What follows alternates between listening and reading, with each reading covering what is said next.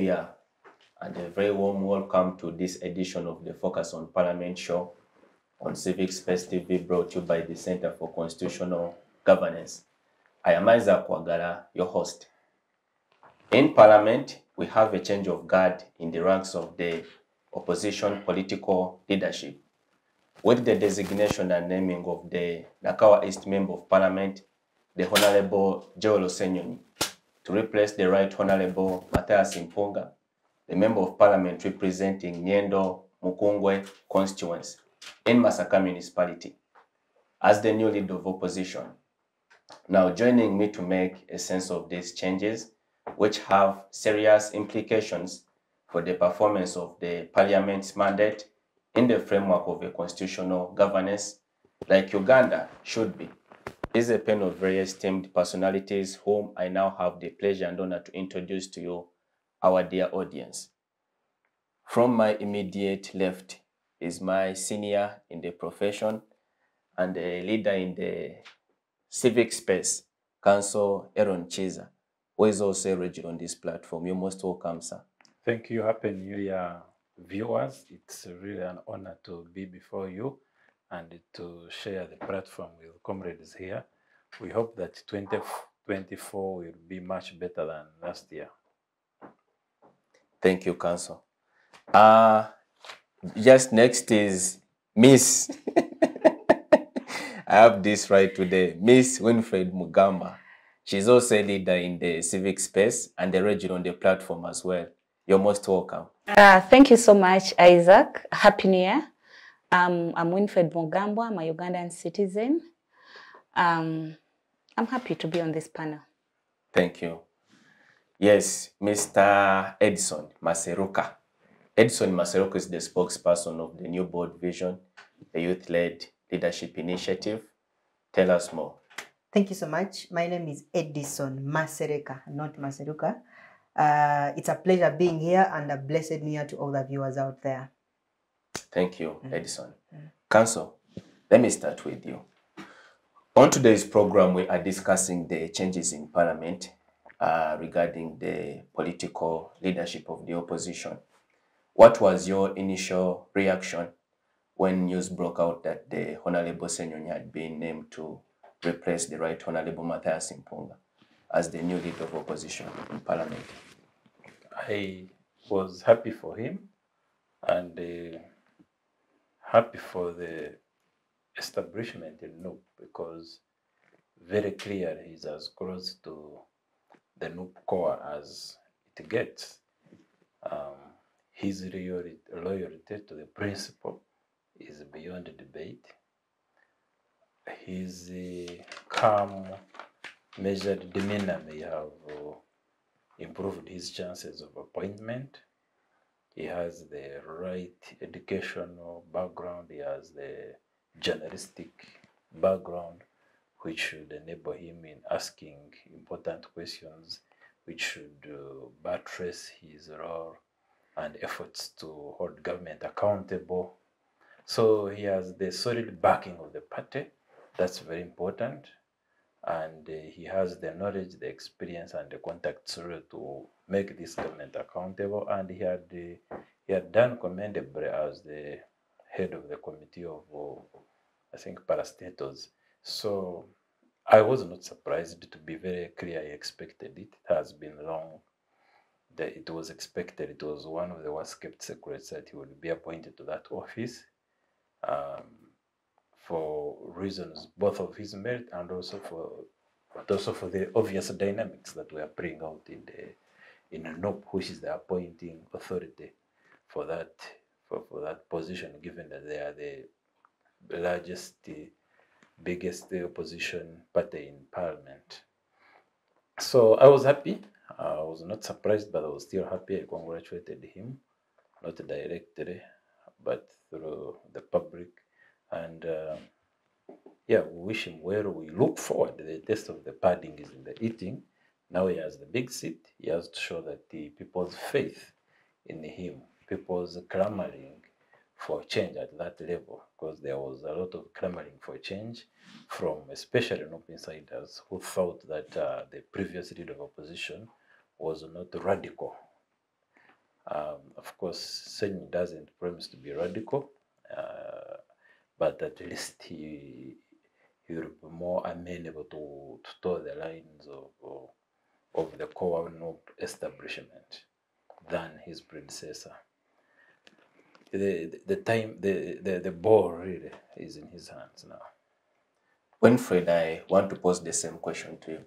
What was your initial personal reception of the news that Honorable Joel Senyonyi had been named to replace the Right Honorable Matthias Mpuga as the leader of opposition in Parliament? With what was going on, I wasn't surprised. And as a human rights defender, I was happy for NOP, because to me they are exercising the talk they're saying. To it, we are seeing intergenerational leadership exercised. To me, it's a plus for them. And to me, I feel that's, yeah, okay. What will come after, that is now a conversation of another time. But for me, I saw that now, okay, I was happy because I saw that NOP leadership is exercising intergenerational leadership. And again, I wasn't surprised, because when we look at the history, when you look at the histories of the different governments, in that first phase, the appointment of someone who has not been in the core of the starting of any party, I've seen, when you look at it, you will see that they'll bring in those people who are experienced. Then at a certain point, the person, and I think this is the right time that Principal had to bring in, Bobby Wine had to bring in someone who is so next to him, given maybe to what their party stands for. So to me, it wasn't a surprise. And sometimes for such a position, the person who was there, yes, is a new person, but he came from DP, yes? And the accusations that were surrounding everything, for not giving in the man, the second, I would say the second command, someone, principal's person, to me is a test of time, yes? And sometimes in such leadership, and now when we are questioning government so much, having a person who is liberal, to me, Senyonyi's leadership is, he's a wise man, yes, and he's, you know, he's a believer and spiritual, but he's not this other, I will not call it confused. He's liberal in his spirituality, yes. So for me, to me as a human rights defender, in a country we are in, getting a man like Senyonyi, to me is a plus. Other things, we shall discuss them later. Thank you, Winfred. Edison, the new leader of opposition, the Honorable Joel Senyonyi, is quite a youthful personality. And you may say that for the first time, I think, in that office, we have a person as young as he is. From a youth point of view, what could you say about the change? Thank you very much, Isaac. And like my colleagues on the panel have pointed out, it was no surprise. In the political spheres of this country, most times nothing comes by surprise. We will always anticipate what is coming, having looked at what will be happening in the different political parties. And also, if you look at the history of that very position in Parliament, no one has, I don't remember anyone who has served a five-year term in the recent past, the recent Parliament. People have been serving the 2.5, and the person is put aside and somebody else comes in. So for the appointment of Joel Senyonyi as a person, as a young person, I feel excited about it. Looking at him as a person, his history, his training and background, his training as a journalist and his long career in journalism, the interpersonal skills that he exhibits, and also his training as a lawyer, I think he's a very good person for the position. And also from the young perspective, we've been striving for young people taking up space as an inspiration to those of us, and maybe also to have our ideas captured, us being the majority in this country. So at 37 years old, Joel Senyonyi is more of a young person, and we are so excited about him. He has also exhibited a very good track record in the positions he has held so far. First, as the spokesperson for NUP when the party was founded. He has done a commendable job, at least in the circles of the party, and also in exercising his duties as the chairperson of COSASE, that committee in Parliament. he has done quite a lot of work, especially in putting to task most of these government authorities, commissions in their workings, shedding a light on corruption incidents in these commissions. He has done a lot of work, and I think this has been a very good training ground for him. And as he takes on this role, I am confident that as a person he's going to deliver. Of course, for now, putting aside the other terms of his appointment, maybe if it's a demotion for the Honorable Matthias Mpuga, maybe if it's if the position is too big for him, like some people are alleging, but I think with his tenure and what he has so far exhibited, we can give him the benefit of the doubt that he's going to do to his expectations.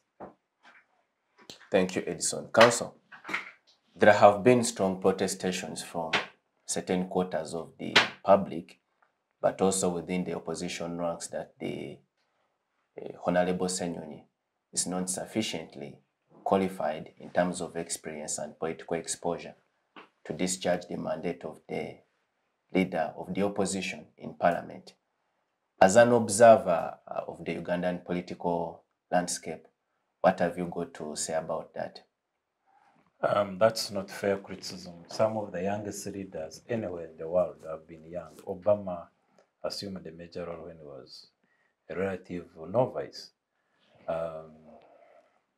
Uhuru has just finished serving Kenya. When he took over first KANU and then the presidency of Kenya itself, he was youthful. President Museveni started engaging at a high level of politics as a youthful person. The 1986 bandwagon revolutionaries, if you might call them revolutionaries, they Muntu joined the war. I mean, war is as serious as politics can get, more serious actually, more serious business. He was 23 years old. Basically, slightly older. They were youthful people when they took over the most decisive positions, political positions, even here locally. But the independence generation was full of youthful leaders, the independent people who ushered independence anywhere you go, in Africa especially, but across the world. Martin Luther died at the height of his political powers. I think he was not 40. Malcolm X. So big responsibilities are not a preserve of aging people. Even youthful people who are talented, who are brilliant, who are charismatic, who are bold, who are loyal, who are disciplined, can take over these positions and run them efficiently. It is really not about the age, it's about the maturity, it's about the knowledge, it's about the skills, the inherent ingredients one has, the talents, and already he is scoring really with flying colors. He's scoring with flying colors as a spokesperson, as Masereka said. NOP itself is not being led by an old person. So what about people who are not? So it's the question of age is unfortunate. We could even call it age discrimination if we go to Ageism. or ageism. That is Yes, ageism. but it's really unfortunate. It's a new phenomenon. It does not mean that people won't bank on the experience or wisdom of people older than them. But for you to share your experience, you don't need in that position. For example, if the leader of opposition needs my insight on an issue, you can call me, you can text me, or he can, people can get that wisdom without you being in that office. So the issue of age really doesn't cut it, but he also has garnered some parliamentary experience. In the few years has been there. He has been a leader of a national party. He has been a leader since he was in high school. And so his credentials as a leader have grounding, have foundation. He has already been observed and he has not been a disappointment. And he's going to grow into this position for anything that he really needs to learn that he doesn't know. So for me, his age is not an issue. We need to discuss issues. Age is not one of them. Winfred, beyond the question of age, looking at the competencies of the Honorable Joel Senyonyi as council here has contended, which are not in question. There are, other strong misgivings, given what other people, especially in the political party, the NOP, think that maybe he does not have the, the gravitas to galvanize, the leadership of the party in parliament, and by extension, the larger opposition. What have you got to say about that? Because whereas, we might be persuaded to agree with council that this question is not about age, but this is a whole larger role which he has got to play, not only within the confines of the party, but at a grander scale, because it affects the whole larger opposition. First, I would ask, who has the weighing machine that measures the capacity, the person who has the capacity? If someone comes out and says, this is the right weighing machine we have to use to weigh the capacity of Honorable Joel Senyonyi, then maybe we shall try and weigh and see. But to me, those are thinkings and talks of failed people. When you're a failure, you will see failure in everything. You will see failure in every change. Yes? First of all, we already have what to see or what to refer to around what Senyonyi has done, even before politics. The commitment, first of all, anyone's performance, to me, I feel it comes from first commitment. When someone's commitment is not credible, it gives a problem. Senyonyi was a journalist before joining politics. Yes, he served well. Yes, Senyonyi came under NOP. We've seen NOP as and very many MPs, not from NOP by then, but joined NOP, got into parliament because of the card of NOP, which was under the leadership of Principal with the support of Senyonyi. You get it? If they could get away from there, yes, they might have loved the cause of NOP, but they were now under Principal and Senyonyi would stand up and say that we are voting this person. And they voted those persons because of them. So to me, someone saying, we have seen Senyonyi also serve well the 2 years in the other position of Kosesa. He has served well. Yes, in that position where you have to question government. Remember, okay, right now they are saying he's leading. He doesn't have the capacity to lead the different oppositions. In the other opposition, in the other position, I believe he was also heading different, including NRM. There what? So if he performed well there, why question his capacity? Yes, to me, I think this. You can never please anyone, especially when it comes to change. You can't please anyone. This is a political party, or even in a political party where they believe if all people are of NOP, not everyone. Everyone has what they're interested in, and they want to front that. Yes. But if we believe, if the people under NOP are also complaining, then they are not believing in their leadership. Because I believe with the different analysis that has been made, or different questions, like research that has been made, and different submissions from the leaders of NOP, Senyonyi wasn't only elected by Bobby Wine. Yes, so other people had interest in him. That is why he was chosen. So anyone questioning Senyonyi's capability should first question their own capability of thinking. Yes, those things of putting people down either because of age are wrong. People have a problem because of either the society they are coming from, either because of patriarchy. To me, as a woman, I would look at patriarchy, that is being patriarchy, thinking that the elders are the one supposed to be on top. If someone comes out and says, Senyonyi's experience, 2 years experience in parliament, who told you?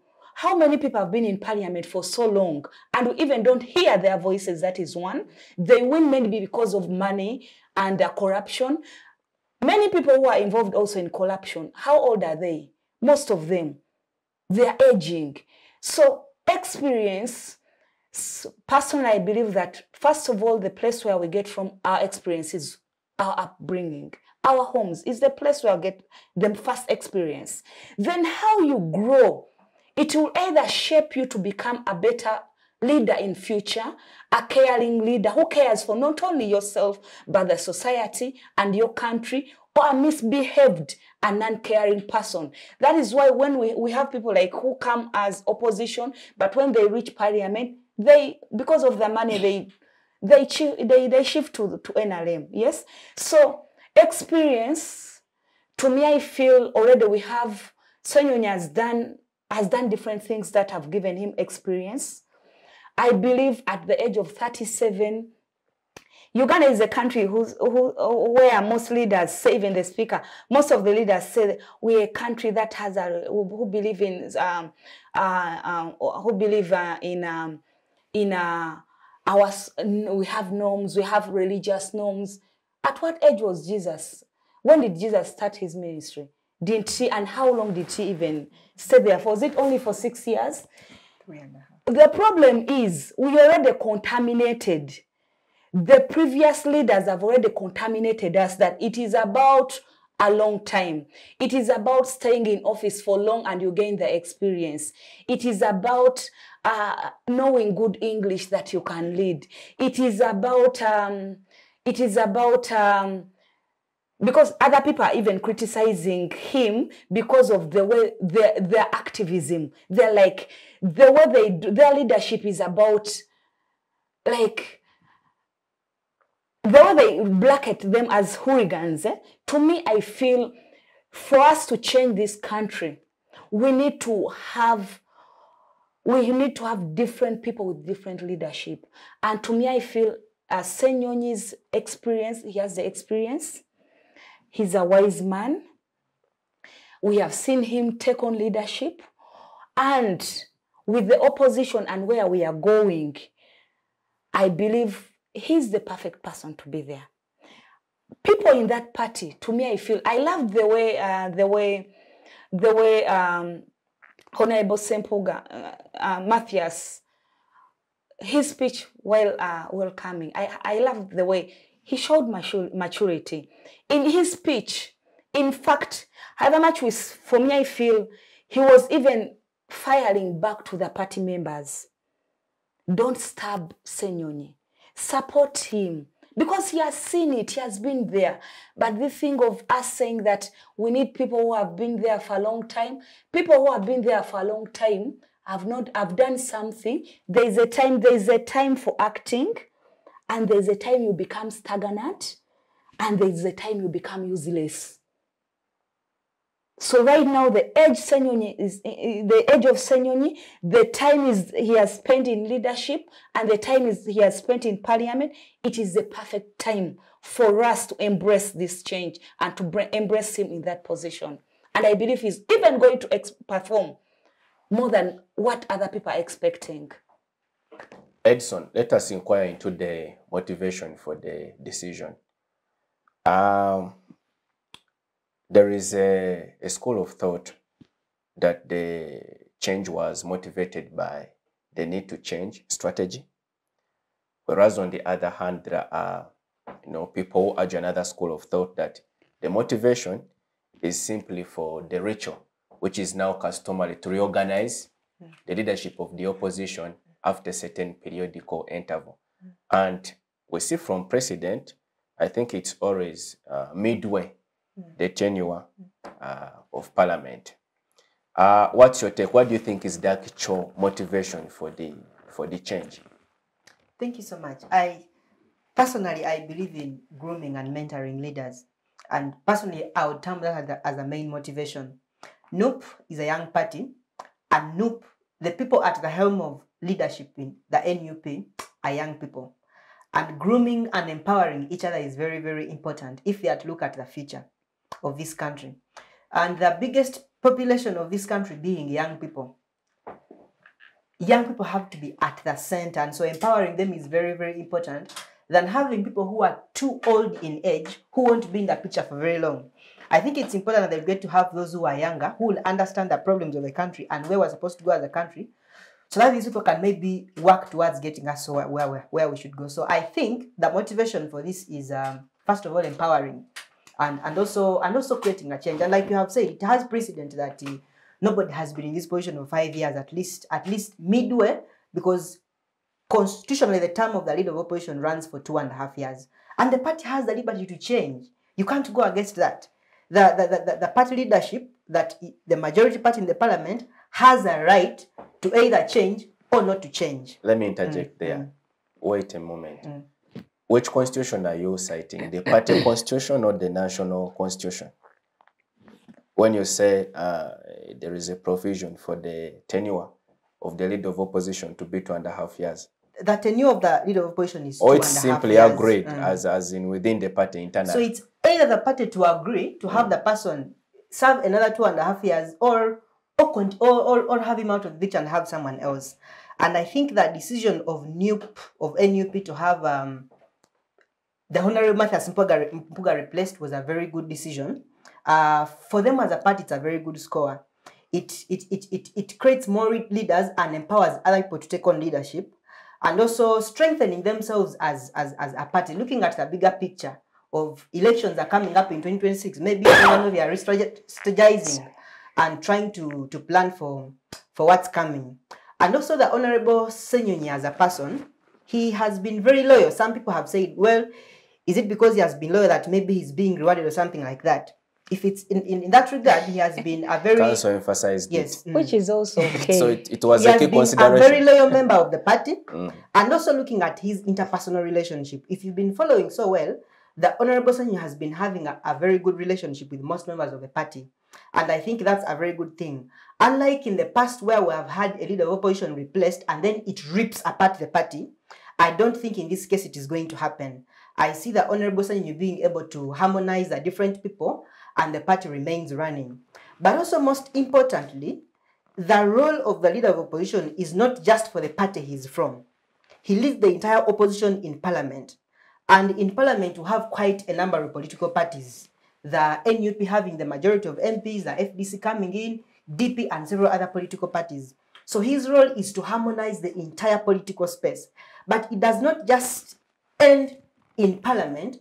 The role of the leader of opposition is for the whole country, the entire country. You know, he's a national leader.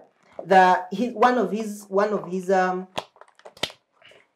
has the same privileges. For example, as a cabinet minister, he's more at the level of a cabinet minister. The privileges when it comes to having a lead car, an escort car, security personnel, and some of his privileges that come alongside that office. So it's a very empowered office, and I think the appointment of the Honorable Senyonyi is going to be a very good step, especially in using this office to advocate not just for NUP as a party, but also harmonizing the entire opposition in parliament, and also bridging the gap between the parliament and the people as well. The Honorable Senyonyi, looking at his track record, he has been a person of the people. Looking at his background, where he has come from, he has been a person of the people, and he has not lost touch with the common people even when he has gotten up there. So I think some of those experiences are going to be a very good ground for him to base on to deliver effectively in this role. So I have no doubt that whatever the motivation it might have been for him to get this appointment, I have no doubt that he's going to deliver to the best of his expectations. Council, the Right Honorable Matthias Mpuga has been a compelling leader, and it is widely agreed by public consensus that he's been an effective commander of the opposition troops in parliament across the wide spectrum of parties. Now, in the twilight phase of his leadership, we've seen him champion the cause of civil and political rights, make very impassioned demand for the missing people, accountability for some of the gross human rights violations in the country, and whatnot. What do you think should be a top priority for the new leader of opposition in parliament? He has to build on the great legacy that Mpuga leaves behind, especially the human rights legacy, which really gained steam towards the last quarter of his tenure in parliament. What NUP, which is his core constituency, wants is someone who is more radical than Mpuga. Whether he achieved that, that's a different matter. But from the core NUP base, they want someone who will come guns blazing. If you may So help us understand that. That's what Break what it does down. that what does that consist? Does it consist of calling for street protests? that is not illegal. Peaceful protests in Uganda are legal, and that's one of the things he needs to think about, especially when he's frustrated on the floor of parliament. Like Masereka said, the role of the leader of opposition in parliament does not end in parliament. It only starts in parliament, but it must reverberate across the country. People want a vocal, principled, and on many issues uncompromising leader of opposition. Diplomacy is one that he needs to trim down and concentrate on being loud. Because are you suggesting it was a weakness of the former occupant of the office? Whether it was or not, but what is clear, What people Mpuga had want. his great points. He's eloquent, he's articulate. He actually, Mpuga also at one time led the walk-to-work protests. That will go down on one of his biggest ticks on his calendar. As you can see, even as I said, he gained steam of opposition or of human rights violations demand towards the last quarter. That is the greatest mark of his leadership in parliament. And that's why I said Senyonyi has to build on that. There are many sides to Mpuga. One of them was the show, the performance that he put on in the last stretch. And normally that's the most important. We wanted more of that in Mpuga from the beginning, if you ask me. You get me? So already Senyonyi knows the pace. He needs to keep the momentum that was left. You get me? He has picked the baton. He must run and even run faster. We need him to run like the Jamaicans run reels. From Johan Break to Usain Bolt to, you know, all the American ladies do the same sprinting. So Senyonyi, a man I respect, actually has all the ingredients. The only question where he needs to prove himself is actually whether he can be louder. Because naturally he's not a loud man or what I see. You get me? And louder not in terms of shouting, but in terms of his office, really not being just a parliamentary office. You see, any position can be strong or weak depending on who occupies it. So if I may give an example, people want a Malema. People, the new core want more of Senyonyi even turning up in a red uniform for parliamentary proceedings. And that's not, so like, he doesn't need to do that, but he can try that. Like, they need someone who is pushing hard. People don't want to be told that I'm actually pushing government very hard. People need to see it.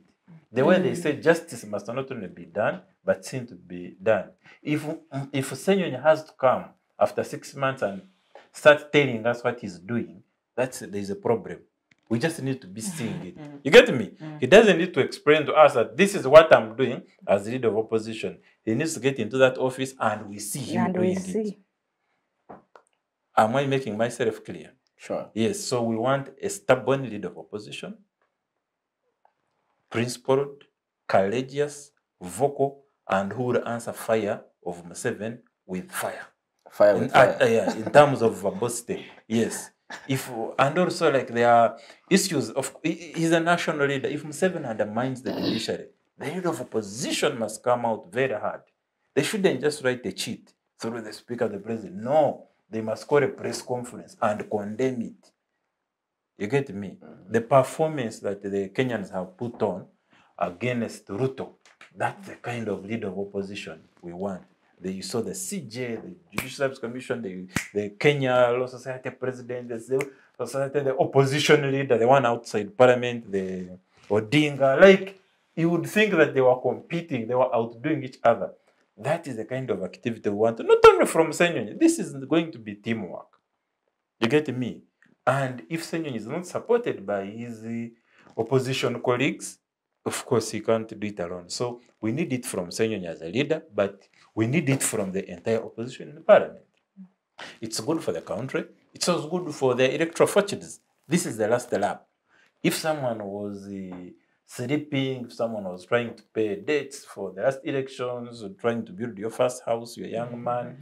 Now, this is the time to serve the people of Uganda with energy, with visibility, with vocality, so that by 2026 we have a crescendo, we have a culmination of oppositional momentum, taking them to the what? So the fortunes, the electoral fortunes of NOP would depend on the 2 years, how MPs in opposition perform. Because who is going to send MPs in opposition who resemble NRM MPs?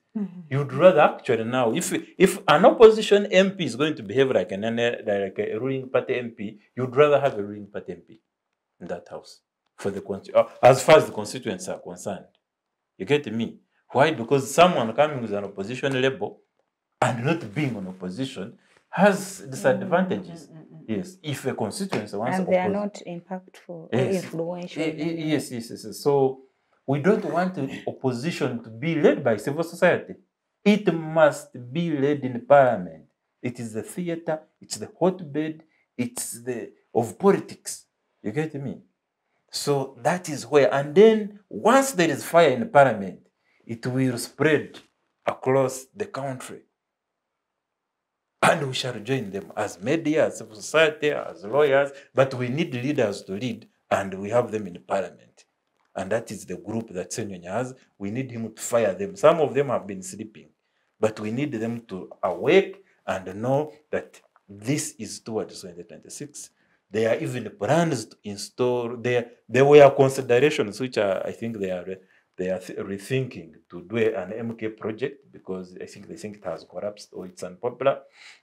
They are reconsidering it, but an aging Museveni should be much easier to deal with than the one they dealt with when they couldn't campaign under the excuse of COVID. You think he's on the retreat? Who, Museveni? Yes. No, he's not on retreat. Museveni is always fighting on the front line, but the biological clock has its own program. Forget about what his decisions are. Yeah, so he's an aging autocrat, and he needs to be given more pressure so that he reconsiders contesting, so that he says, oh, I think I should retire. You get He's me? aged, not even aging. He's aged. He's now in the bracket of the aged. If the man is aged, he's an elder, he's supposed to be sitting in Watchtora and calling us for stories, and we go there for stories, you get me? But now, he's calling their people to manipulate them to do politics. No. He needs to be given a peaceful retirement, and some of the people to cause it is how much pressure. He should not enjoy this presidency, because presidency is a busy position. It's a whole country, it's international relations, it's military, it's security. It should be too much for his hands, aged hands. You get me? We need a fresh pair of eyes, of arms, of legs, and a fresh set of brains to take over this position. But the opposition has a lot to play, and not a lackluster run-of-the-mill opposition. We need a vibrant opposition. Thank you, Council, for your views. Winfred, Council contends here that we need the Malema in Parliament.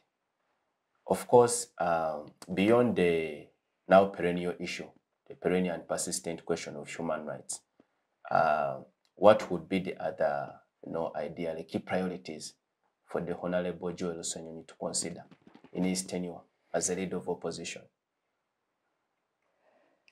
I believe they've set the pace. What is needed?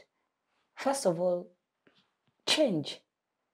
Second of all, Honorable Matthias had started on, not only, I can't say that he's only the one, but at least he left the fire burning, looking for the people who are missing. Yes? Human rights issues.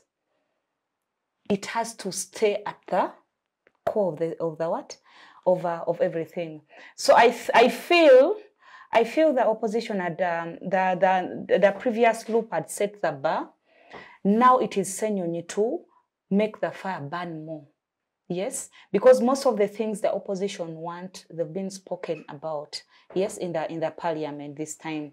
So Senyonyi has to show the difference in command, It shouldn't wait at the last hour. And for me, I would feel, however much Honorable Sempuga has done well on the issue of the missing persons, he shouldn't wait for pressure from the people. You saw that issue, so the pressure was so much from the people, because by the time those people got lost in the previous, those people got missing in the previous elections. Yes, some even before. Some even before. Yeah. Having that issue more spoken about after 2.5 years, it wasn't a priority before. So I believe Senyonyi coming from NUP, a party that has reasons why it was formed, and most of the reasons were surrounding human rights issues, accountability, violation of offices, corruption. He should still stay on the points they came as the party. That is why most of Ugandans are looking at NUP as our rescue. Most Ugandans look at NUP that these are our saviors. Yes. People don't question whether NUP is doing something wrong. Yes. There are times where some people say this time principal is doing something wrong, where they also have issues of around they've received money. But do you know what? Ugandans never even look at those issues. When they talk about money issues in the NRM government, Ugandans will look there. But in NUP, they don't look at it, because right now they are looking at NUP as their savior. So the reasons why NUP were formed and why Senyonyi and the other people came up to say that, no, we are challenging this government. We need change. We need to champion youthful leadership. We need to champion accountability. But again, the other issue I want also Senyonyi to also look at, yes, I appreciate the equality, the gender equality bit of it in the NUP, but it's lacking. Having 34% on now the appointment now on the opposition side, we have 34 women MPs, women representation there on the NUP cabinet they chose. So to me, I feel it's a good start for them since they are not there, but they still also need to do better, because to me, I would feel there's no a bit more change. There's no change with NRM. They're also doing that, trying to balance and not balance. So he also needs to look at that. How are they going to look at gender equality better in the cabinet of in the opposition side, as he leads now as the opposition leader? How is he thinking differently around gender equality? Not smear, because they're also, if we are at 34%, which can look good to everyone or some people, but they need to show a difference from the NRM, because somehow the 34 is almost where the NRM is also doing. Yeah. So what difference are they doing? They've done it well around youth. They've done it well around intergenerational leadership, division of power. They've done it well somehow. They've done it well on activism. Yes, they have very many women in their party. They have very many women. So on the leadership, on the top leadership, how are they looking at it?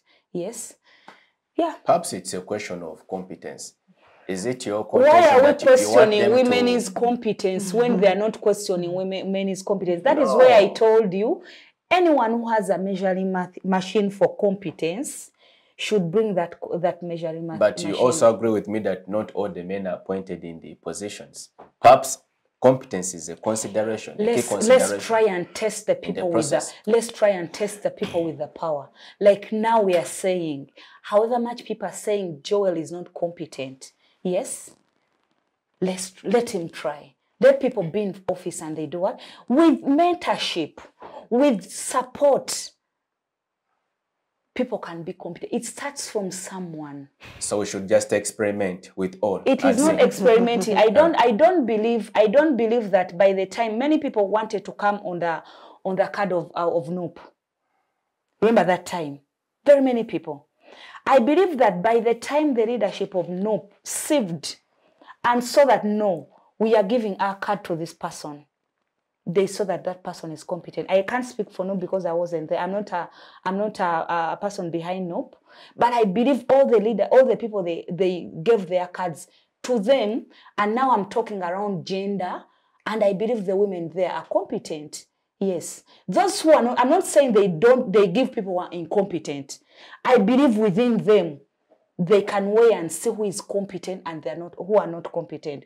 It is something you ask me what other thing do you want them to add on? And it's another thing I want them to also look at. For them not to be at the same level as the what? For them not to bring back in case they came in power, or even yet when they're not in power, for us not to see that, okay, they are putting women in positions, be deputies or in some positions, to have that balance there. So it is another thing I would also want Senyonyi to also. That's an interesting argument, Winfred. Thanks for your views. I hope he can consider it in his. We always have, us who are this way, everyone has what they desire. But again, it's with the person in there to decide. So let's hope so. Thank you. Edison, the outgoing leader of opposition, the Right Honorable Mathias Mpuuga, has as his legacy project the alternative legislative agenda. There is a component under it which regards the electoral and political reforms, something that was widely mooted amongst the ranks of the opposition. A conference was held in Munyonyo with participation from a wide range of stakeholders from the civil society, the academia. What do you think, as you know, the Right Honorable Joel Senyonyi gets to settle in the office and also fashion his own agenda? What do you think he could perhaps, borrow from the agenda of the former occupant of the office to build on? Thank you very much. A lot lies ahead for the Honorable Joel Senyonyi in him executing his duties. Several factors are at play and several factors are against him.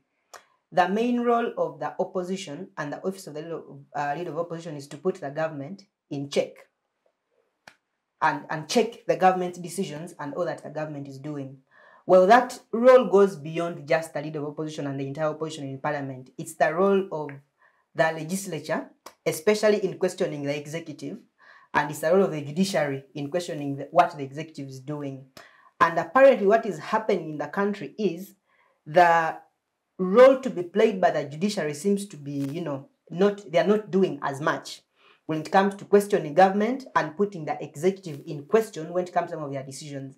Even the parliament itself has gone silent when it comes to questioning the decisions of the executive. And that leaves only the opposition as the solid player when it comes to questioning the government and putting their checks and balances and ensuring that the things are going on quite well. So that becomes quite a lot of work for Joel Senyonyi as a person in that office of the leader of opposition, but also for the entire opposition. But also in a country where most people in the opposition have been compromised, especially to keep quiet when it comes to certain matters, not to say anything, they are bought off or given positions in government, it becomes quite hard. You can see that there is a lot that then the few who are remaining there to do their work have to do. So the Honorable Senyonyi has a lot waiting for him, especially in continuing with the legacy of the people who have held the office before, especially his immediate predecessor, and also aligning that with his own agenda as a person. But it won't be his own agenda as a person, it will be the agenda of the common Ugandan, the entire population.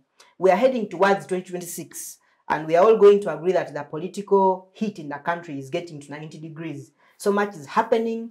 Different political parties are trying to come up with strategy, looking at what is coming next. The NRM seems to be having factions within it. Muzei Tova Kumeini, then you have the MK people, and then you have a divided FDC, and then you have NUP with petty issues here and there, and then you have different political parties with divisions here and there. People seem to be strategizing for what is coming in 2026. So whatever the leader of opposition is going to be doing should be in line with how do we ensure a safe transition come 2026. How does the opposition prepare the people for what's coming 2026? We don't know if maybe what, for example, the ruling government has in stock for what is coming. And so the opposition and the office of the leader of opposition has to do much in ensuring that the entire visions of the people, the population, are captured in whatever he's going to be doing. He's not working on his own or what he wants as an individual, but his agenda is a national agenda.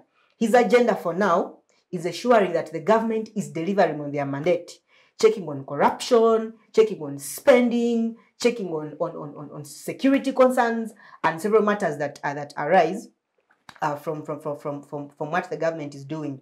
But also, most importantly, harmonizing the entire opposition is going to have a lot of work when it comes to putting together an already crumbling opposition ahead of the upcoming elections. And like I've noted, you have several political parties in the opposition divided, strifes between individuals and also at a corporate level as parties.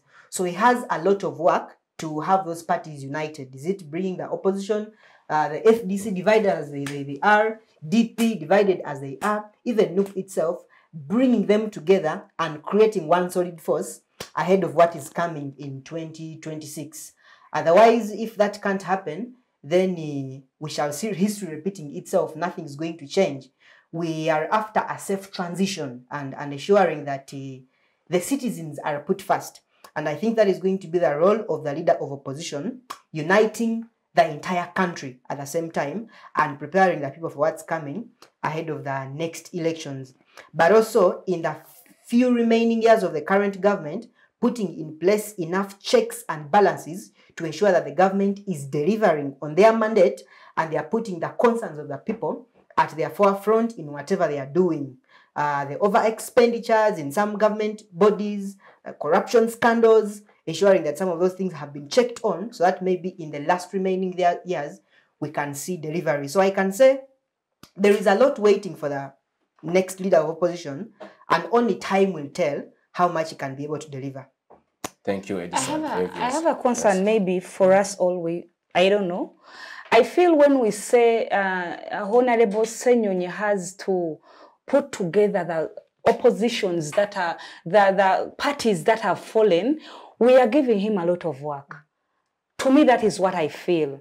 Because however much he's supposed to check the government, he can't start going and check why Katonga is there now. You know, I feel if he again concentrates on now helping parties get back together, it will even somehow, he'll be carrying a lot on his back, because remember, here's a party is coming from. Yes?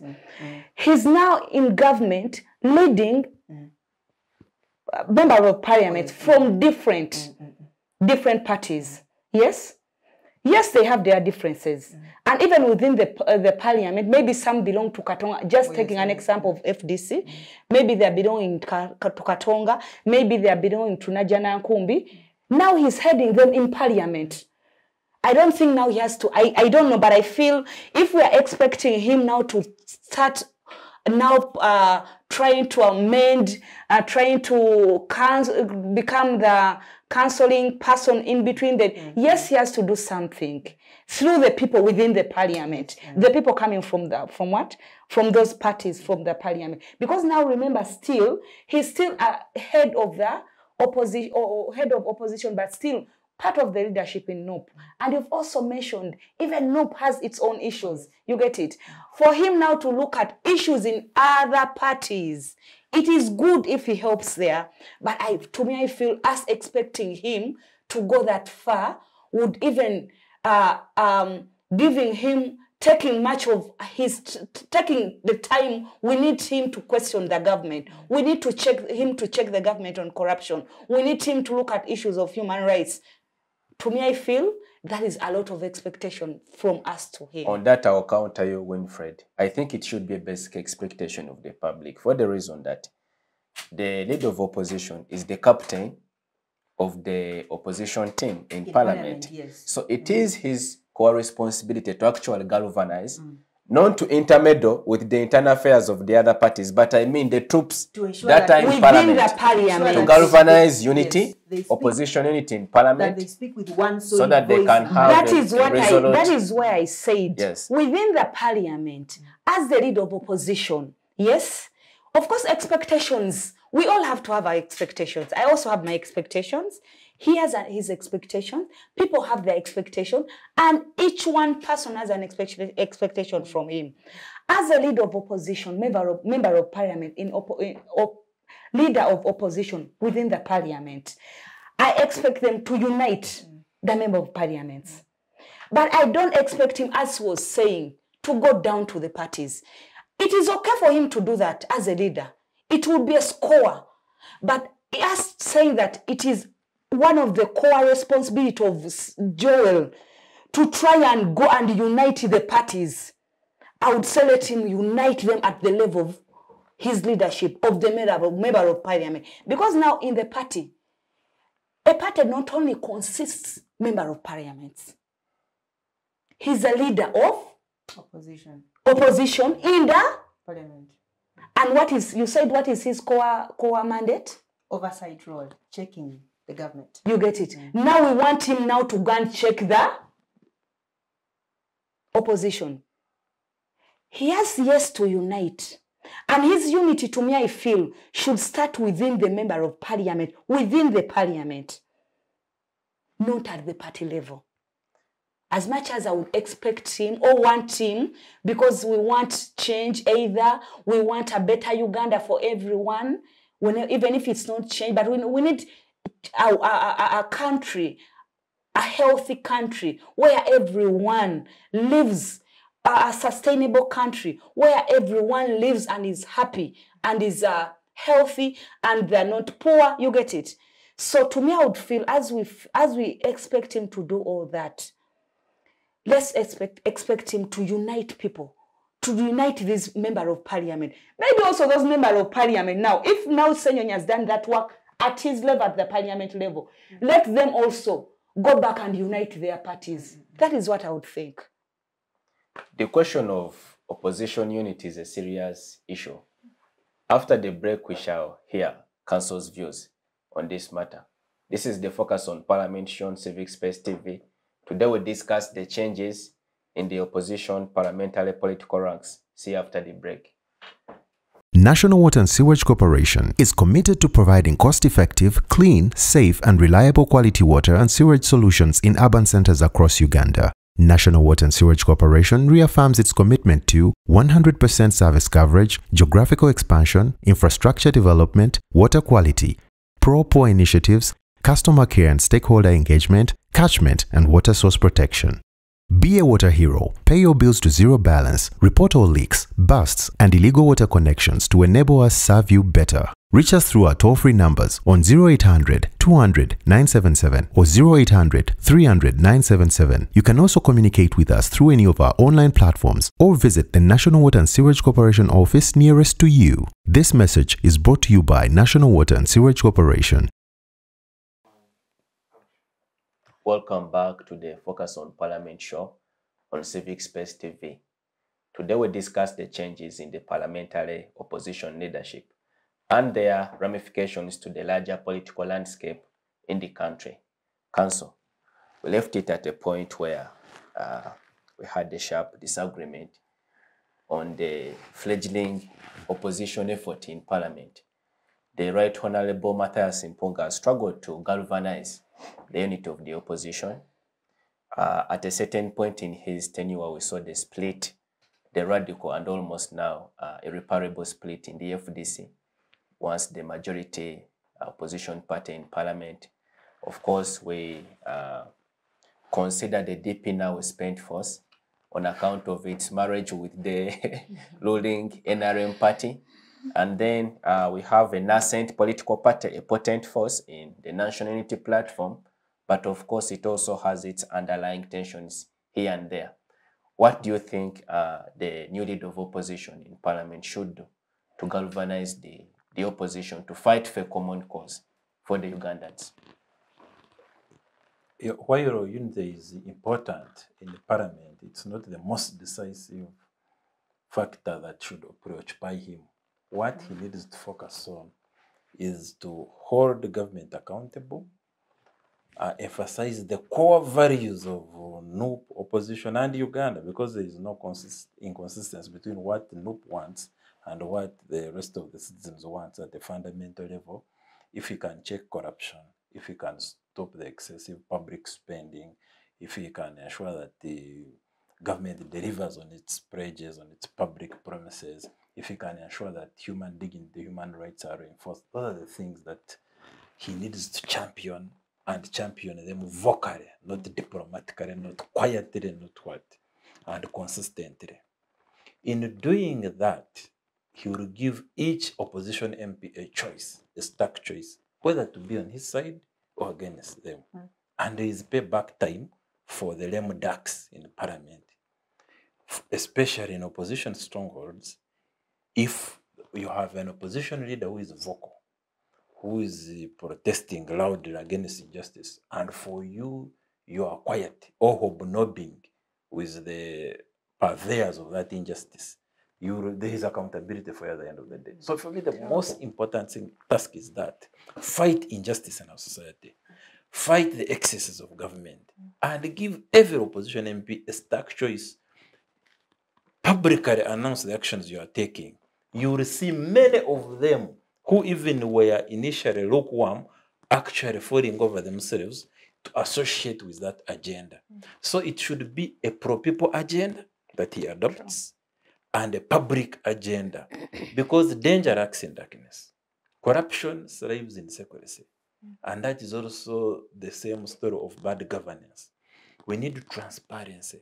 With the transparency in that office, with openness, with visibility, we shall be able to push back against injustice and against these petty divisions. Because some of these divisions should not exist.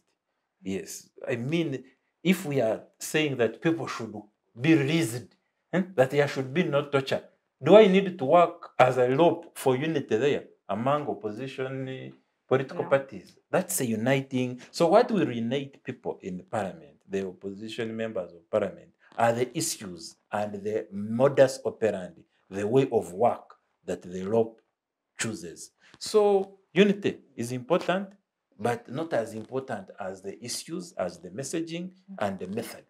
So his preoccupation should be on the message and the messaging. And luckily he's a journalist, so he knows communication better than me. So yes, unity is important, but it will come as a consequence of how he delivers, how he does his work. I see your eyes are not satisfied. You can.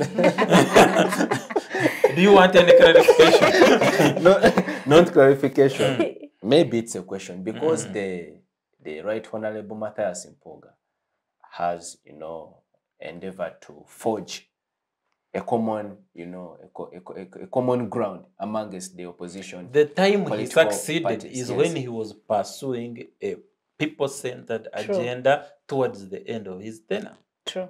That is even what he goes out as his legacy. When he put his foot down to demand for the 18 missing persons, both people who were actually demanding for 18 missing persons and those who wanted to be seen to be demanding for them, they had to associate with. Did you see this unity there? No. Did you see this unity when the opposition was demanding for the missing persons? So one way is for saying you start from there, because those missing persons are still missing. Don't think that we got them. We didn't get them. So they must be found during this era, whether they are dead or alive, but people must have closure. We cannot have a government saying that people are missing and then it folds its arms and then it's business as usual. And that's just one point. You get me? But there is a plethora of injustices that this government is visiting on Ugandans. Whether it's unnecessary expenditure, whether it is corruption, whether it is really suffocating even opposition parties themselves. I mean, Senyon cannot even campaign at City Square right now. Those are issues. True. Yes, he cannot go at City Square and hold the microphone and talk to Ugandans. Doesn't he need the Bobi other Wine support of the opposition to accomplish that? What I'm saying, he needs to Even lead, if it's there. but whether it's there or not, that's not as important. The leader of opposition is a leader. He's not a popularity what? He needs to show the way. If you saw how even Mandela led his party ANC into negotiations at the end of the day, it's not that he asked everyone. There are core issues so important that once you pursue them, some people who should fall in line will actually fall in line. Because Or fall off. or fall off, and even those who fall off, it's better off they fall off. True. Yeah, because you don't need everyone to do great work in life. You need some people, but people who believe like you do in that good agenda. If someone actually thinks that there are people who should be tortured, we don't need his unity in parliament. Let him take his side. You get me? Yes. We need issues that actually draw a line between where the people of Uganda are and where the oppressors are, and Senyonyi leading the charge of the oppressed. So it is much more important for him to be a principled leader as opposed to being concerned with all these. It will waste his time, his energy, and will yield nothing. To try to think that by quietly being taking coffee with some people here, and that's not going to bring unity. It can't even work. Not only is it unnecessary, not only is it unwise, it is also inefficient. It cannot deliver. Thank you, Council. Winfred, there is a challenge again in the opposition ranks. The question of discipline and adherence to the true democratic principles and values. On the occasion to name the new leader of opposition, we saw the NOP party president, the principal, issue a red flag on the allegation that there is a plot to dish out 100 million to members of, parliament to, I think, facilitate the passage of a supplementary budget, which I think they have already. Previously, there was also a huge debate regarding the 40 million bribe that was extended to members of parliament, including those in the opposition, to facilitate again the passage of a supplementary budget. What advice can you give to the leader of opposition? Because the principal said he's now at a point where he can no longer defend members of parliament that do actions that are contrary to the values of the party or even democracy as a whole, as a concept. But here we are, we have a new leader of opposition in parliament. What has he got to do to enforce discipline amongst his ranks? At the age or after 18 and above, and mostly now at the age of where most members of parliament are, discipline is a choice. First of all, NOP was like a bus that most people boarded. Many people came with a poor mind. Many people didn't have even personal visions. They were just leveraging on the party vision. And you maybe now they have, but when you sit and analyze, even when they were doing campaign and you hear them speak, you would feel that this person doesn't have a personal vision. Many of them. In NOP? Not only in NOP, that is where we are coming from, because now we are talking about the opposition. You get it? Not only in NOP, and in NRM there are also very many. You get it? So, first of all, discipline comes from your upbringing. It's where it stems from. And when you come to unite, as even when we are here, we all have different agendas. So very many people come in politics with different agendas. That is why it is easy for what we are hearing that the president buys them off. Because people come with different agendas. People come with poor mindsets. People have suffered a lot. You know, poverty shapes you in either three ways. It either shapes you to feel for the better, to want to become a better person, so that those behind you won't feel the poverty you felt. Poverty, and most of the leaders have come from poor families. They've grown up in poor backgrounds. Poverty will also either shape you to be this leader who will say that, okay, when I get into that office, they will see me. And we have very many of those who are now in offices. Yes, they are fighting the corruption around them, but they can't fight the corruption within them. They will now, for those such kind of people, will have their best breed from their children. Because now their children will grow up either seeing their fathers or mothers fighting the poverty around them, and maybe they will have now that best breed now we want. So they have to put their measures. But remember, in issues where they're saying people have received money, you must have things of fighting corruption. You have to have evidence.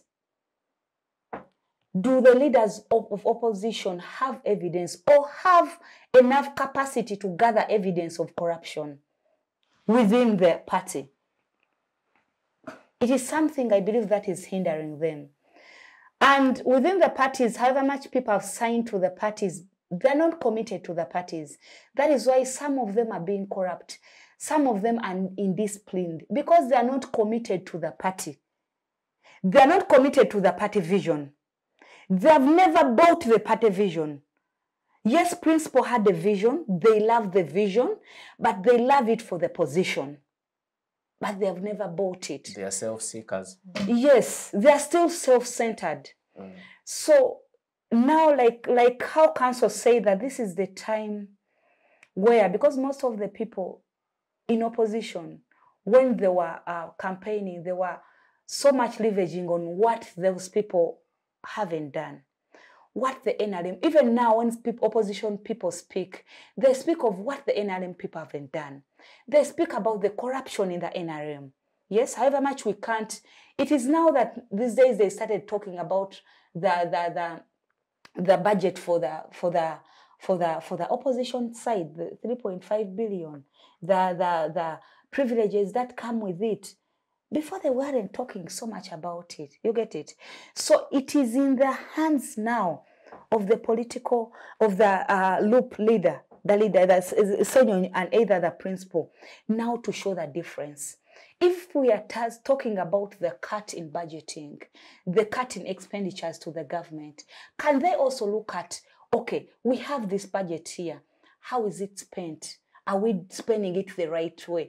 Can we even have, yes, the money is there. Can we come out and even tell the people we are representing, this is the budget for the opposition. This is what is supposed to be done. Let us create more awareness about even the expenditures within the party.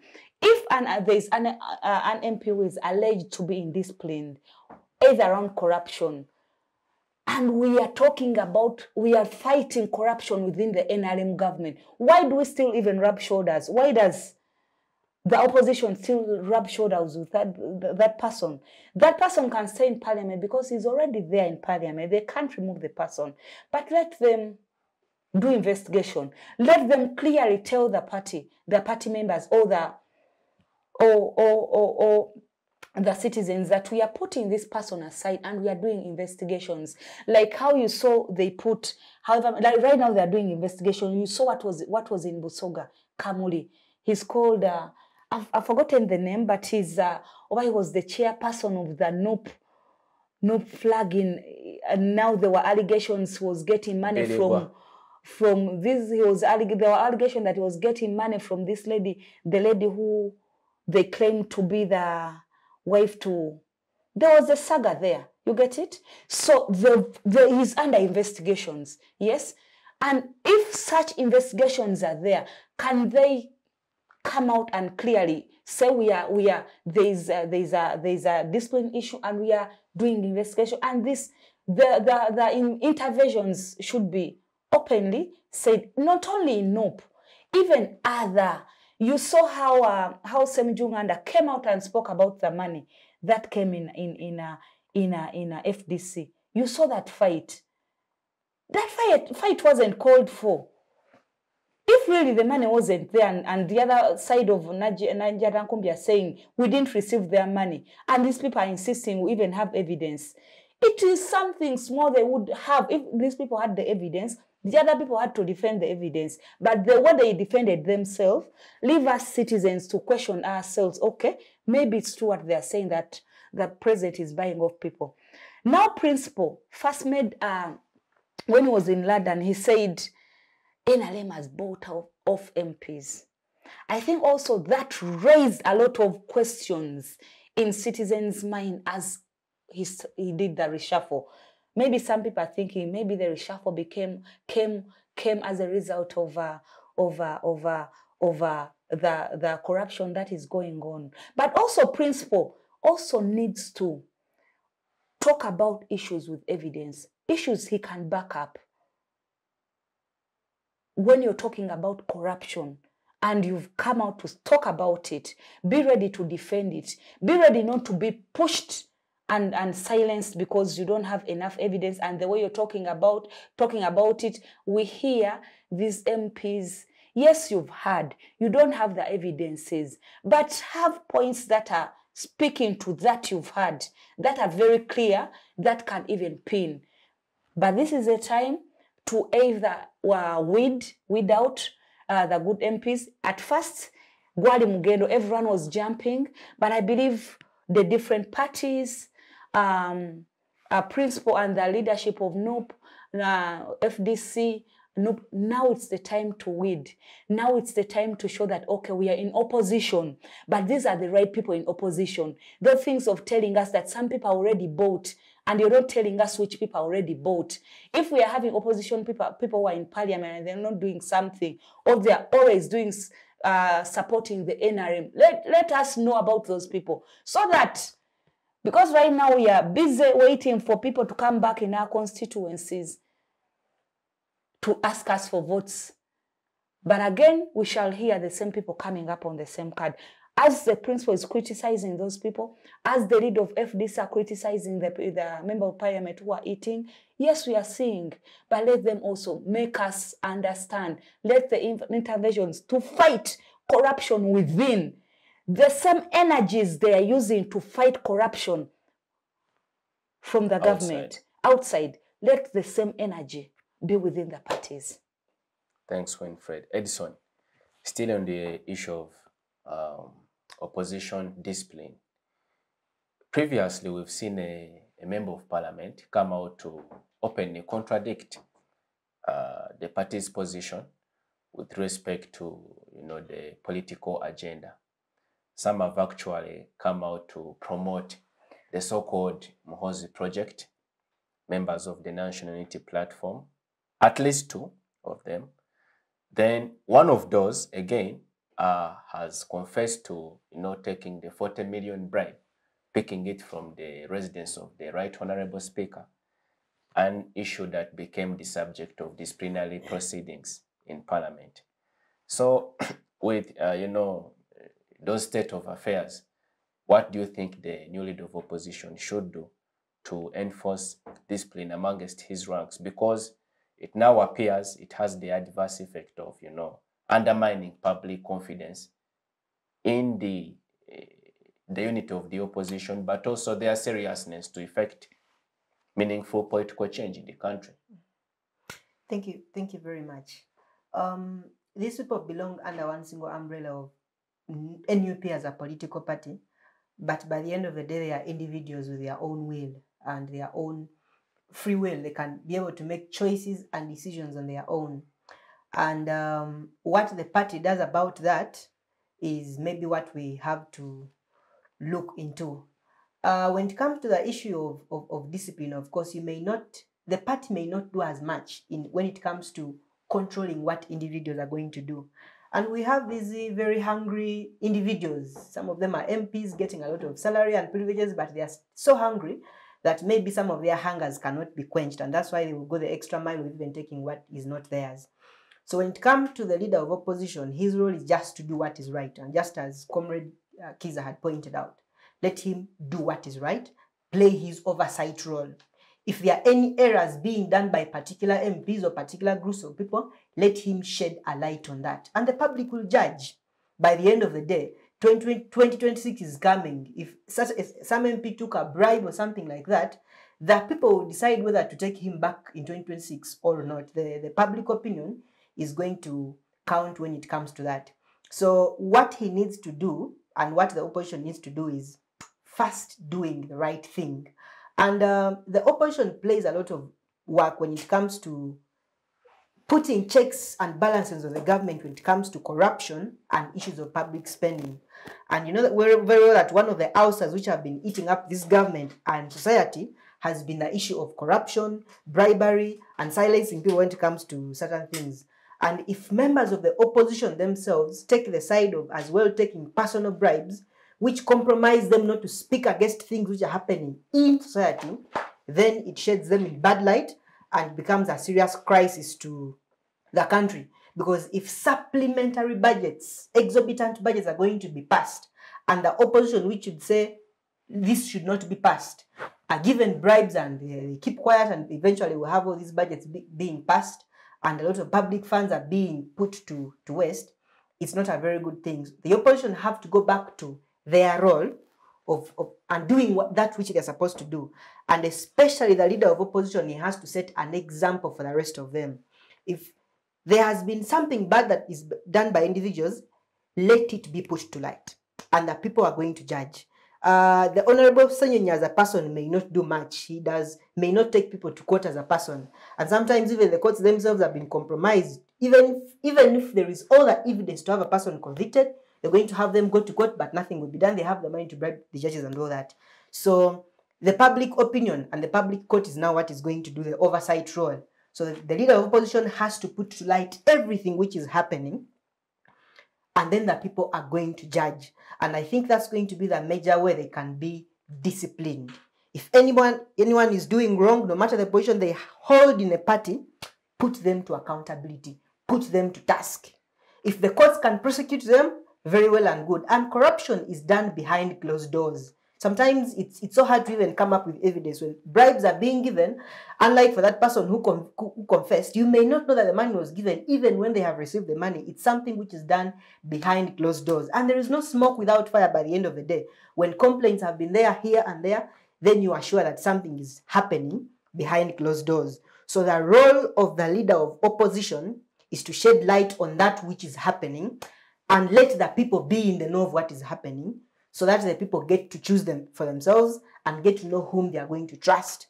Checking up issues of corruption and discipline, both for the government and even for the members of the opposition. And it's not an individual agenda. It's not the agenda of what is the principal saying, what is NUP saying, but it is the agenda of the nation, the agenda of the population, the agenda of the people who sent them there, the agenda of a better country for us all, whether people are in opposition, whether people are in the ruling government, whether people are in NRM. What we want is a better country for each and every one of us and the generations that is coming. So if the people in government can't offer us that, then the people in opposition should put them to task. And even the people in opposition themselves have to be with clean hands for them to be able to comment about what is happening the other side. Because you can't talk about corruption if yourself your hands are dirty. And the problem with this country is people will always complain about corruption until it's their turn to eat. And then they'll keep quiet. Yes. So the opposition, for them to be able to put the government to task the right way, they must stand with clean hands. Do you believe that the majority opposition party in parliament, NUP, should subject those errant members of parliament to disciplinary proceedings? Because up to now, even those that have made the admissions, there is no stern disciplinary action that has, been taken against them. At least there is no evidence of the same. It is quite hard to put them to disciplinary action, because what do you do with them? You can't have them out of parliament. And like I noted earlier, you take someone to court and the court will decide otherwise. And like I also said, it's so hard to come across evidence unless maybe somebody has confessed. They do it behind closed doors. So it's a bit hard for the party to put them to book and to put disciplinary action against these people. Maybe if they hold certain positions, they can be ripped of those positions. Maybe somebody was maybe opposition chief whip. I'm just giving an example. You can rip them of that position, but you may not say now you're not going to be an MP again. So you put them to the light, and it is the masses to decide what to do with these people. Public opinion matters most in these things. If a person is seeking re-election in future for a public office, then you are sure that the people will make an informed decision and maybe not send back this person. So most importantly, one of the most effective ways of fighting corruption, especially in this day and age, is talk about it, expose the person and put them to shame. Social media is doing quite a lot of work in that. When a person is ashamed and all that, maybe others can fear and people learn how to do the right thing. But most importantly, the leaders in the opposition should serve as examples to others. If there are issues of people being given millions in bribes, then we should not see people in leadership roles taking the same bribes. They should serve as positive examples to the rest of the people in their ranks. Thank you, Edison. Council, let us examine the question of governance. The mandate of the leader of opposition is a broad one. There are consistent and vocal voices within the ranks of the opposition that have pushed for, as a resolution to the governance crisis in the country, some sort of negotiated settlement with the president. They said that he's perhaps too invisible, that you cannot push him out through an election, and he's a person who does not respect the democratic electoral processes after all. So it would be better that, you know, the opposition sits on a round table with him, and then they thrash out these issues to their mutual satisfaction to pave a way for an assured democratic future of the country. I have seen on a separate forum an interview made by the new leader of opposition saying that he would only be amenable to agree to such a proposal if the agenda is structured and it is in the witness of other people, plus of course a whole range of other considerations. What's your personal view? The question of governance, how do we navigate through it? First of all, it's unwise, naive, and it would be more wrong to try for Uganda's opposition to negotiate with President Museveni for a number of reasons. One, there are no results from previous negotiations in which Museveni has been a party. Even before he captured the power, he couldn't hold on to his negotiated promises. You ask those who negotiated with him in Nairobi. Ask those who negotiated with him when he assumed the power. And it's not, that is his character. But also, when you're dealing with a military dictator like Museveni, know that the only time he will negotiate with you genuinely is if you are a genuine countervailing force. So you need to be so popular to have such an economic or political strength as is equal or transcending his in order for you to have a genuine negotiation with him. So what you need therefore to concentrate on is not trying to be nice and negotiate, is actually to build your own capacity, to galvanize your political, economic and whatever kind of base, so that he even calls for negotiations. Right now, he has not even called for anyone to negotiate. He has no incentive. You need to give him an incentive to negotiate with you. If you're opposition, and that is by being strong, you need to consign him to a minority. You need to basically overwhelm him, and then he sees the light. That's how people negotiated with apartheid. Once apartheid, South Africa realized that they could not smother ANC, they could not smother the anti-apartheid struggle. And it was being supported by the frontline states. It was gaining momentum. South Africa was becoming a pariah state. It was only being supported by a few Western countries and Israel and so on and so forth. So you need to isolate him. You need to weaken him. You need to be strong yourself. Then you can have negotiations with the other party. But if you are going to be as weak as DP and think you're going to negotiate with NIM, you'll end up only being swallowed. And within a week of your taking the appointment, the president will say, we didn't talk about that. And you can't even, like, there is no reason to even consider that. So The those biggest, are naive voices. they are naive. People who don't read about struggles, but they want to give opinions on struggles. Have you read The Long Walk to Freedom before you start telling us when to negotiate with Museveni? People must read, even if they are leaders, they have just been drinking alcohol, suddenly they're in parliament. They must embrace a culture of reading before they purport to speak on these issues. These are serious issues of national governance.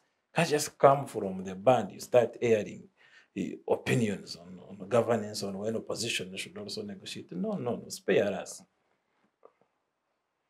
Council, in precise terms, what should the new leader of opposition The do now? new leader of opposition should do what I said, perform his opposition. He should oppose his leader. Then a lot of the opposition leader is opposed so strongly, so loudly. You get me? That us, we fear him, and the opposite people say, there is fire, don't touch that issue. It is defining it is that simple. Performing it is much harder, but that is his task. He has to perform, he has to oppose consistently, strongly, loudly, and in a principled and loyal manner. He should be, in most cases, uncompromising. Then compromise when there are a few exceptions, when there is a real need for compromise and when the other side has realized the necessity of compromise, so that there is a negotiation of a win-win. But you cannot come assuming leader of opposition is that I'm coming to negotiate. That would be dead on arrival, and I'm happy he had the good sense to say that that's not his priority, and that if it is going to be there, it should be transparent. So of course, well knowing that Museveni cannot allow a transparent, accountable process to happen. He cannot allow it. His very DNA is military, is order, his manipulation is lies. True. He's a warmonger. So you're going to negotiate with a warmonger, just take tea. That's what you're going to do. Take tea, take euros, and the citizens will be short-changed. At most, you can get money from Museveni, but you can't get serious political concessions that you are negotiating with him in these current circumstances. It's a serious issue, but the way council argues it, it lists. That is right. If how can you laughter? How can you negotiate with a person when it failed? I believe when they came in power, not even believing, we know that when they came in power, they had what they agreed on. If he failed to honor that, to respect that, why do we... He actually says he didn't negotiate anything with Don't Uganda. you For see? instance, would they have won this war without support of Uganda? Remember, Uganda was the primary theater of war. True. The decisive battles, whether it is Katonga, whether it is Ruwero, like they all happened in the... And of course, that's where the capital state was, that's where the national radio was, that's where the... Like... And not only Uganda, they also said that they had negotiated or agreed on how their terms, who is going to lead up to when, who is going to take over. But he also didn't honor that. No, before that, it's a matter of public record that after every 5 years, Museveni promises to retire like in 10 years. It's well captured on the Hansard of Parliament. It is even in their manifesto. One of the NRM manifestos, I think it is one of 2001. Where Yes, they I have think years. it was One time, well Messenger said. told Kategaya and Matembe that Museveni is deceiving you. That if he doesn't, then I'm not the son of Chifefe. He was proved right. So, is that the kind of person you want to negotiate with? Right now, I think, there is a time when someone has become either toxic or poison inside them. Right now, we might call, since we are in politics, he's a dictator now. You get it? He's already, the state he's in, he can't. You saw how he was addressing the nation and towards the end of the year, and he was like, "You people there wasting your time debating about me when I'm going." He's at a point where he cares less. So how will he even care about you? Of course, he will welcome that when they propose to him, just to shame you. Then they'll go there and talk. And the way he will respond, you can even feel now when he responds, when he's talking on the different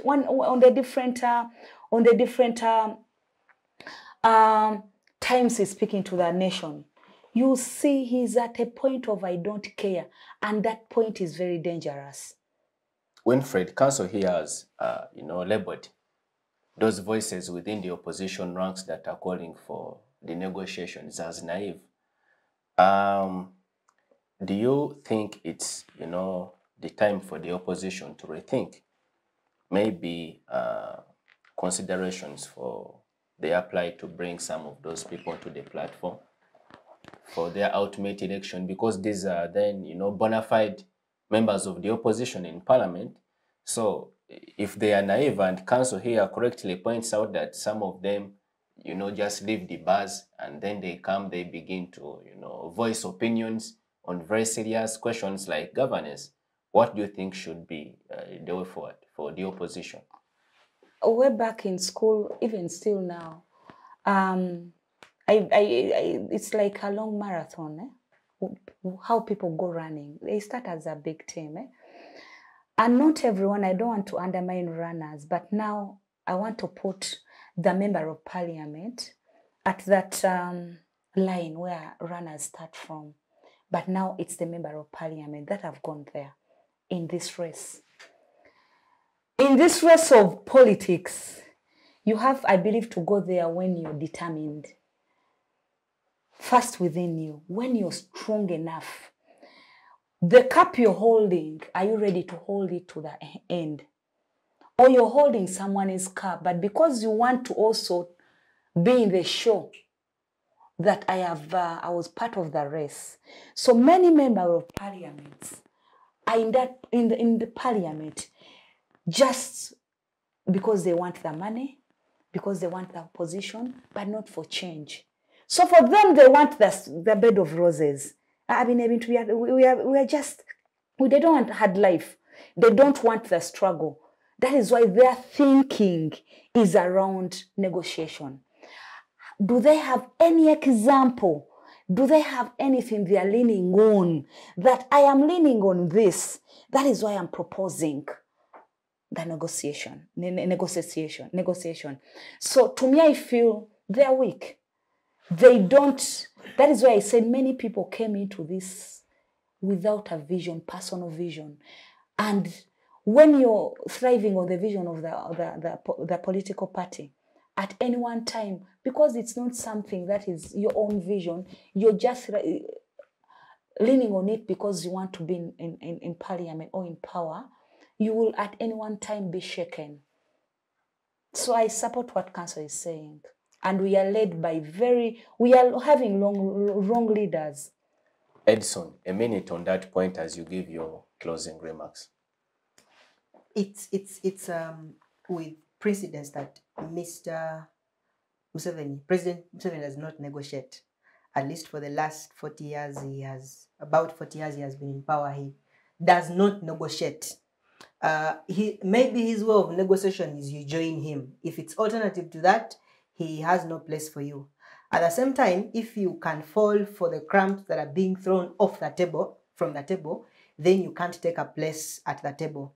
If the president can throw crumbs, few millions here and there to people in the opposition, and they fall for them, then they have, number one, they have no moral obligation to call for negotiations, but at the same time, he does not respect them enough to sit at the same negotiation table with them, because already they are falling for petty issues being thrown their way, positions of appointments in government, few millions here and there, and then you're silent and you pass certain things in the parliament or anywhere.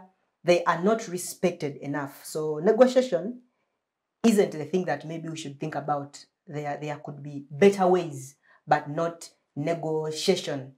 And for anyone who would want the change and a better country, at this particular moment, negotiation shouldn't be what we are looking at.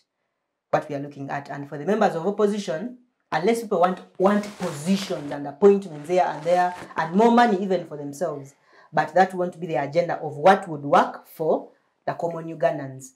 And as we close this conversation, most importantly, the environment under which the new opposition leadership in parliament is going to be operated is quite a hard one. It's a parliament whereby the speaker manages the affairs of parliament like maybe a primary school somewhere, and her decisions are final. She does not respect members of parliament enough, and sometimes she uses personal feelings and emotions and how she feels as a person to pass decisions in parliament. It's on record that sometimes she'll come up and say, as long as I am speaker, you will not raise a motion in this parliament. As long as I am speaker, you will not do this, and all those issues. Always running matters of national importance based on her own feelings and emotions. So it's going to be not a very easy environment under which this leadership is going to operate through, but also her personal relationship, the speaker's personal relationships. It has become sometimes so hard to create a line between the person of Anita Among and the Speaker of Parliament.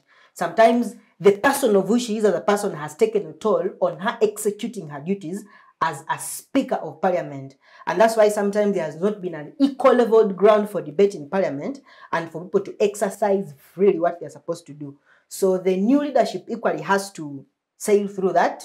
And most importantly, for them to be able to bring out the voices of the people and the voices of the common Ugandan, they have to fight against these different factors. But most importantly, for them to be effective, it is the agenda of the people first. Putting aside what they may want as individuals, the money they may want, the privileges that come with being in these positions, it is the agenda that takes this nation forward that should take center stage. And if they can do that, surely Ugandans are going to evaluate and elevate whoever should be elevated if they have delivered according to what is expected of them. So put people first, Thank you, no Edison. matter the cost. Thank you, Edison, for your views. Winfred, your parting shot. We are almost in the end era of the timing until the next elections. So those elected, the ball is in their hands to either save the country or bury the country. So I believe I would only say that our expectations as citizens are high, are very, very high.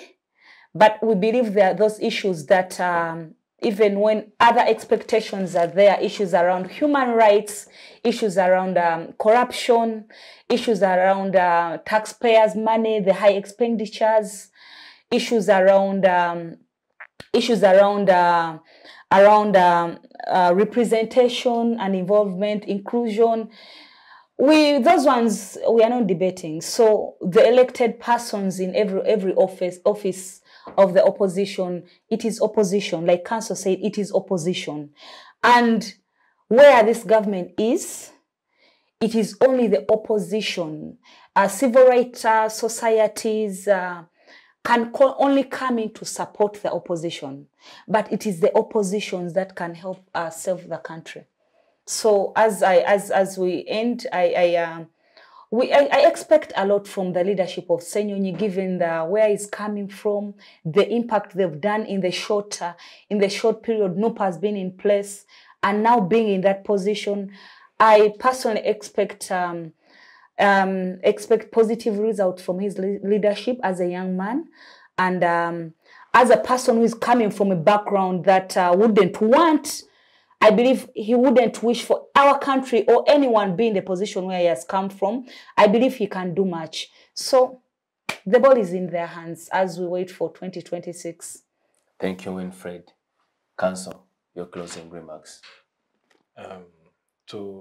Since we are talking about the leader of opposition, really, to once again congratulate him, to request him to not only play a leading role in liberating Uganda, but also he has an interim responsibility to liberate MPs. They are living under tyranny of the speakership. They can't afford it. They are kneeling before him in public. Even the opposition MPs. He's barking at them in the plenary. He's monitoring their social media account. She. Like, they are afraid. So, first of all, because even NRM MPs need him. We can't afford to have a house where MPs are like chicks running away from kites. And the kite is the speaker. No. We need a parliament that is a dignified voice of the people. We can't get freedom from leaders who don't have it. So they need to seize the initiative, first of all. They need to liberate themselves, and then they can liberate us who are outside that house. So we can't afford to have another dictatorship in parliament when we have an overall military dictator outside parliament. So the institution of parliament is sick. It needs a doctor. Hopefully, may it be Senyonyi to provide that panacea to the fear and trepidation that is gripping almost every MP in that parliament, with a few exceptions. Then the leader of opposition is a highly symbolic office, apart from the budget, the what, but he needs to know that he's leading the entire country. He's a national leader. So we want to see him in Kabare, we want to see him in Nakapare Beat. Because he needs to know the issues. He must attempt where they don't allow, we should know he has been stopped. Because we shall not, there's no other way of proving that he wanted to find out issues in the Jinja unless he goes there. So if he's successful, the better. But we need to see him also in a Kazo where there is dust. Why say where they don't appreciate it. They say that you think that water is life until you live in Bwaise. So the leader of opposition needs to go there and find out why is it that when it rains, the saucepans of rice and outside the Kazo are almost flooded also. So we need him to know, to be on the ground, to know the issues in the country, so that as he represents us, he has this national picture, and he's on the ground, and he has seen by his own eyes, and also we want him to remain loyal to his party. Sometimes you can get into a position and forget where you are coming from. She needs to know that the people who are behind NUP and NUP, which has actually elected, they need his continuing loyalty. So we need his continuing loyalty to the party and to the people of Uganda. Those are some of the things I can. Thank you, Council, for your views. I have got to appreciate you, ladies and gentlemen, for your participation on this program, and of course for your insightful opinions on the critical issue of governance in our country. To our esteemed viewership, once again, we appreciate you for keeping us company up to until the end of the show. You can subscribe to our YouTube channel, and also feel free to engage us on our various social media platforms, on Facebook, on Twitter, on Instagram. We once again wish you a very happy New Year. See you next time.